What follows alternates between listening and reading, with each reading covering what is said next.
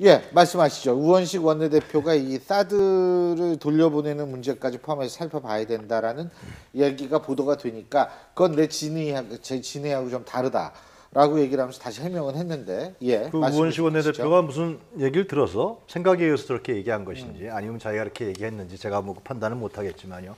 하여튼 저는 그런 생각이 듭니다. 트럼프 행정부하고 문재인 정부는 사드 배치 문제를 포함해서 실제로 실익 관점에서 이익적 공유 관계에서 그래서 아마 새로운 재협상이 이루어지지 않을까 그런 생각이 들고요.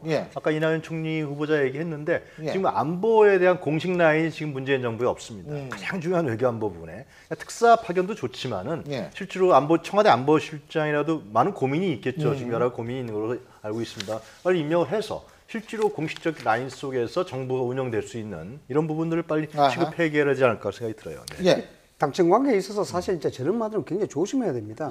우원식 대표가 어떤 의미에서 뭐 사전에 교감이 있었는지는 모르겠습니다만은 저런 의미는 자칫 4대 본질 자체를 확산시킬 수 있는 우려가 있거든요. 뭐냐 그러면은 지금 우리 대한민국 정부, 문재인 대통령 정부는 햄리스 선택을 강요하고 있는지도 몰라요. 중국 쪽에서는 중국과 친화적 관계를 가져가자. 또 트럼프 쪽에서는 트럼프 쪽과 미국과의 관계를 동맹을 유지하자. 뭐 이런 쪽으로 해서 그게 끼인 채로 자칫하면은 굉장히 곤혹스러운 처지에 있을지도 모릅니다.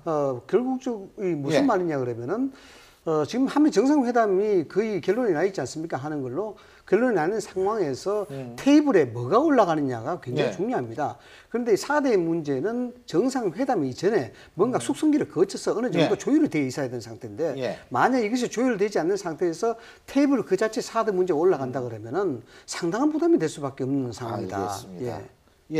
네.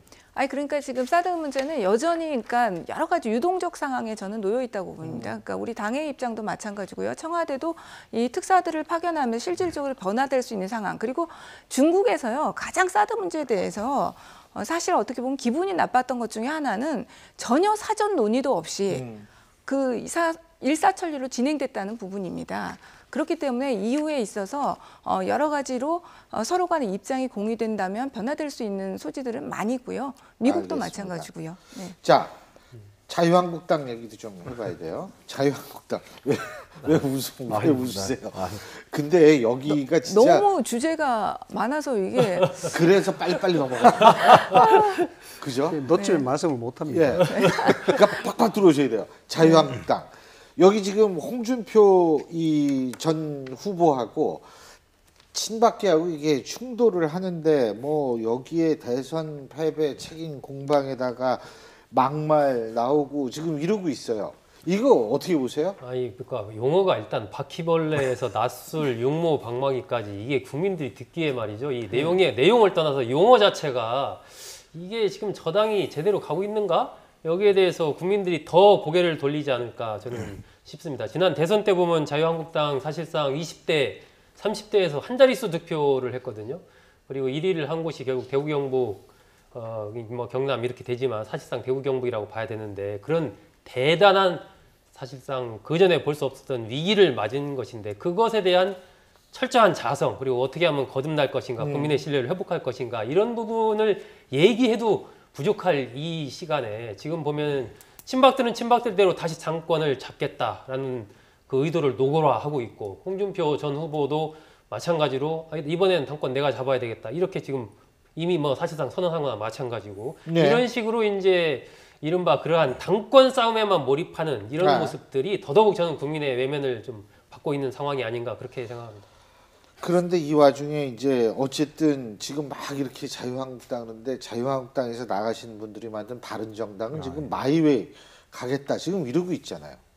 어떻게 보세요? 바른정당이 그러니까 이번에 뭐 득표율에서는 높지는 않지만 하여튼간에 유승민 의원의 어떤 아주 굳센 의지로 인해서 보수의 가치를 지킨다. 그런 측면에서 봤을 때 국민들한테 많은 여론의 지지를 받으면서 힘을 얻었던 거죠.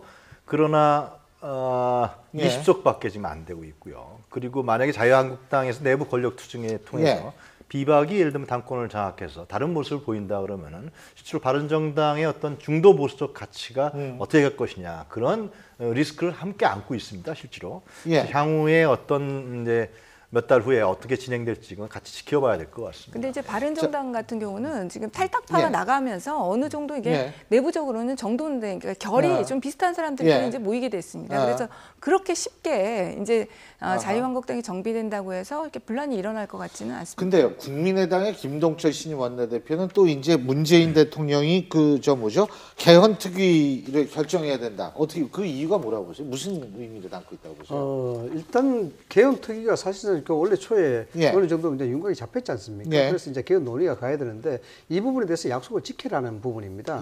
그래서 오늘 이제 5.18 광주 민주항쟁 기념식에서도 여기에 대한 5.18 정신 자체를 이제 헌법 전문에 넣겠다라고 이야기를 했었는데 저는 뭐 그 부분에 대해서 어떤 의도성이라든가 광주 민주화에 대한 어떤 그 의미 이런 것이야 뭐 당연히 인정이 돼야 될 부분이라고 그렇게 봅니다. 그러나 자칫 이제 알겠습니다. 이런 개헌 논의 자체가 그 개헌 특위가 의도했던 바로 가지 않고 다른 형태로 또 흘러갈 수 있는 가능성도 충분히 있다. 그런 논란이 되지 않겠느냐. 근데 이 개헌 특위 같은 경우는요 이미 이제 다 문 대통령도 공약을 내걸었을 뿐만 아니라 저희 당의 입장에서도 동의하고 있기 때문에 조만간에 개헌에 관한 구체적인 틀은 생길 거라고 봅니다. 알겠습니다. 자, 어쨌든 오늘도 열심히 달려가지고 겨우 아슬아슬하게 끝냈습니다. 오늘 네 분 말씀 여기까지 듣죠. 고맙습니다. 네. 예.